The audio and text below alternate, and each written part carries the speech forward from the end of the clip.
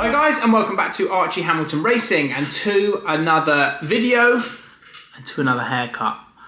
I thought I'd change things up and my hair is very short. But anyway, that is not the premise of today's video. Today's video is, well, you may have seen on the internet, it's been going around quite quickly, a Ferrari F40 which got crashed. And what I wanted to do is I wanted to give my expertise on the matter, coming from a racing background, being a professional racing driver in the past, and what really happened and what I think really happened. And there are rumours going around of, well, it's bonkers. There are rumours going around. I'm going to explain that in the video. But one thing I am also going to do is I'm going to look at a few other similar crashes or crashes which have happened, most of them predominantly on the Nürburgring, and how these happened, basically, because I think there is a similar trend that seems to be happening. What I'm going to do is I'm going to take you through that and why a lot of crashes happen and how potentially you may be able to stop it by a few simple steps. I downloaded a couple of clips and I'm going to talk you through each one and then we're going to get on to the F40. Now, the first clip is very much what I call lift-off oversteer. Now what happens is when someone goes into a corner, they turn into the corner and they're on the throttle, and then they see it going wrong and they have a moment and they lift off the throttle and the car has a moment, and then half the time people don't realise to potentially keep your foot in, they overreact to the steering, and that's basically when it goes wrong very, very, very quickly. We're focusing on the BMW. He goes in way too hot. He lifts off the throttle quite heavily when he's off the circuit, and then that ends up spinning the car around. But what he needed to do is at this point here, needed to back off the throttle because the car's not making it. So there's no point carrying on through a corner if you know the car's not going to make it. So sometimes half the time people go, do you know what, I'm going to keep my foot in and hope for the best, but he's hit the gravel, car's gone up a bit, it's gone around. So that's example A. Example number 2 comes from someone who's in a BMW M3 and potentially trying to drift, gives it way too much throttle, comes off the throttle and ends up spinning. So comes in, boots it, tries to keep it in, doesn't have the grip. He's then lifted off the throttle aggressively, and the car has then gone and into its own spin. So that's basically what's happened there. So that is example number 2. This car has come into the corner quite hot. He needed to just back out the throttle, basically. That's the simple fact, is he needed to back out the throttle. He came in really hot. He probably could have corrected it when the car is sort of halfway through if he backed out. But that's obviously when a lot of the accidents happen. And that obviously happened with the F40 and things like that. But here, he needed to back out. Like, there is a time when you just think, do you know what? I've got to back out. Didn't back out, kept his foot in, crash. So it can happen. It can go wrong really, really, really quickly. Half the time when you see track days and things going wrong, 90% of the time, I would say, it's overreacting to the correction. So the correction happens and then it's an overcorrection, and then the overcorrection sends people in. And that is just experience. That just comes with years and years of experience. And, you know, some people that do track days, it takes time. This M4, he goes in, and I don't know how he's even got in that situation. He's gone in, he's corrected it, but then he throws the car to the other side and completely overcorrects it. I'm gonna watch that one more time. Goes in, he's fine at that point, and then he has another wriggle on the steering wheel, and then he's in. I don't get it. Sometimes you're not gonna get it, but yeah, that's basically that one. We're gonna have a look at this Skoda. So he goes in. That's a lot of understeer. Too much understeer. Back out. Back. No. Yeah, just went in too hot, basically. And sometimes I think that if you've ever done a track day, or if you haven't, the feeling of a car is solely on the front of the car. So if the car starts pushing, that usually is your sign to back out. If you're turning into a corner, it's pushing, you can see that exit curb or the exit where the car naturally at this point is going to end up. If you think you're potentially not going to make that with the current lock that you have on, it's probably best to back out, because when you have to put more lock on, the car goes into more understeer. More understeer means the car is less controllable, and that means that you are very much at the mercy of just hoping that that car makes the corner. And I don't think you want to be in that situation. So all this guy needed to do basically was back out. He got lucky, he didn't hit the wall, but he did take most of the gravel with him. This is just bizarre.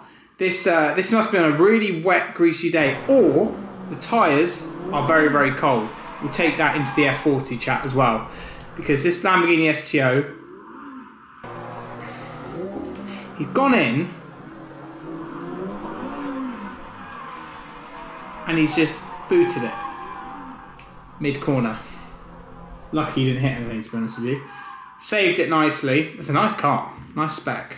And then he's gone on his way. But cold tyres, half the time as well. A lot of these tracks are damp, so such as the Nürburgring, half of it is damp, half of it is dry. In the morning, under the trees, it's still wet. And I think what people do is they go out and they push hard, they haven't warmed the car up, and it just bites them very, very, very quickly. I've been around there loads of times, but also done loads of other track days as well, and I see it happen so many times. Crashes happen mostly at the start of the day and at the end of the day. The start of the day is on cold tyres and damp track. The end of the day is people chasing that lap time right at the end of the day, when 9 times out of 10, it's probably a good time to pack up and leave if you've had a good run by 4 o'clock. That's what I say to people anyway. Right, we need to talk about the F40. We've seen a couple of clips there. Hopefully that explains it. And I do want to do more of these videos talking about racing, because I've done it my whole life, and hopefully you find it interesting. But let's carry on. F40, right, so the clips are going around. This is the clip. So let's play the clip and let's go from there. Oh shit! No.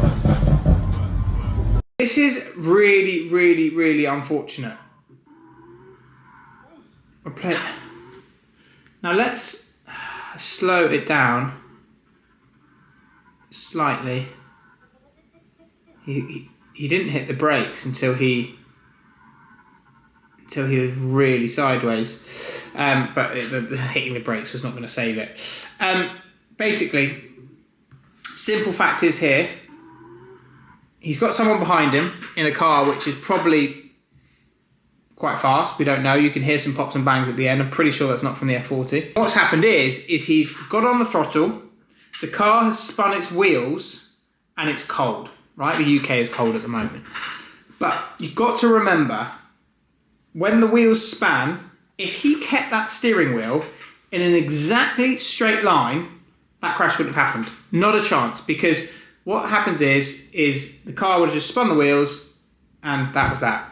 What's happened is the car has spun the wheels, it's caught him completely off guard, because I think it was a service manager or something like that, or a sales manager, one or the other. I think it's a little bit of blurred lines on that point. He's heard the noise, and he's reacted to the noise. So wheels are spun, he's thought, ooh, I'm having a slide.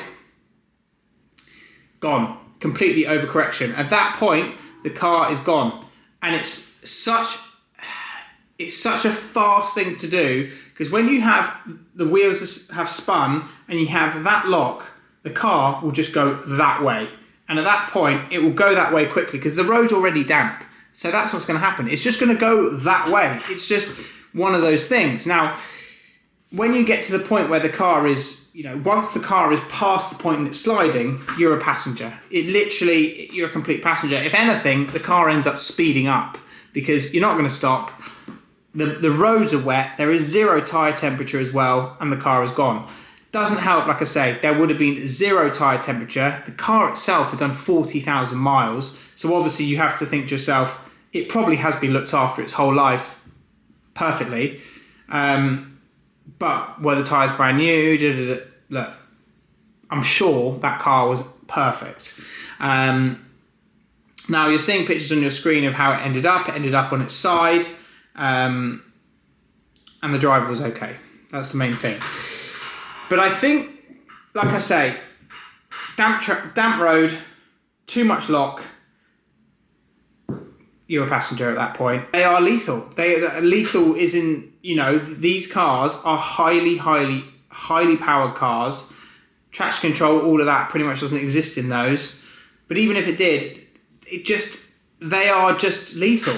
You need tyre temperature. You need to build temperature into a car and tyres before any sort of, you know, going for it or whatever.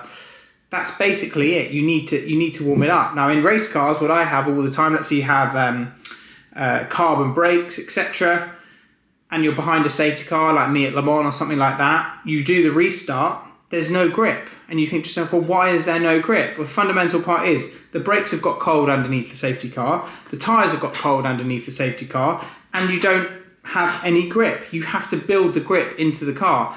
Naturally, that's really what you've got to do. So if you are on a track day and you're sort of thinking, do you know what, I'm going to go for it straight away, there's no point. You might as well just build the tyre temperature up. Your best time's always going to go when the car is warm and everything else. And it's going to feel fun, it's going to slide when it's cold, but you're not going to go very far. I personally believe that cars like this should be transported from A to B if it's, you know, going from a service centre to somebody else. For one, I don't think it needs to be driven on the road. Second of all, I think it should be very highly skilled professional drivers that drive these cars on the road if you are taking it from A to B as a service centre or whatever. And I think it'd just be worth hiring a professional driver to do it if you are going to do that. It will be more expensive. I don't think this stuff would happen. It's a really awkward conversation to have. Now, rumours have it as well that the owner found out that this has happened on social media. Don't know if that's 100% true. It's just a comment which I've seen on another social media page. And if that is true, that's obviously quite sad. The rumour has it is that it's already gone to a service centre with Ferrari and it's going to be fixed. And it will be fixed and he'll keep it and it'll be that car that crashed.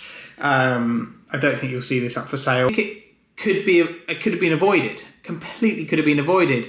And if a tiny bit of my knowledge in terms of the racing which I've done in my life helps anybody if they're driving on the road or the track, then that's why I've made the video, really. So yeah, look, it's a sad situation. The driver was okay, which is the main thing. I'm sure a lot of shock, but also that fundamentally is the main thing. The car can get fixed. I'm sure the insurance is all in place, and that's that, really. So anyway, I hope you have enjoyed the video. I hope that kind of clears it up, because like I say, I kept seeing the clips on it and I kept seeing comments, and I don't think anyone really actually had a calculated view on what happened. And I like to think that I know what happened. That would have been in second gear, by the way. That wouldn't have been third or fourth. That would have been second to third. You can hear it in the engine. It's not third, it's not fourth, because fourth would have been a lot of different tone. That is definitely second gear, and that's another thing. It's top of the rev range. If you want me to make any more of stuff like this, let me know, because I love it, and I've done it my whole life. So I hope you enjoyed the video. Thank you for watching. I'll see you for the next one very soon.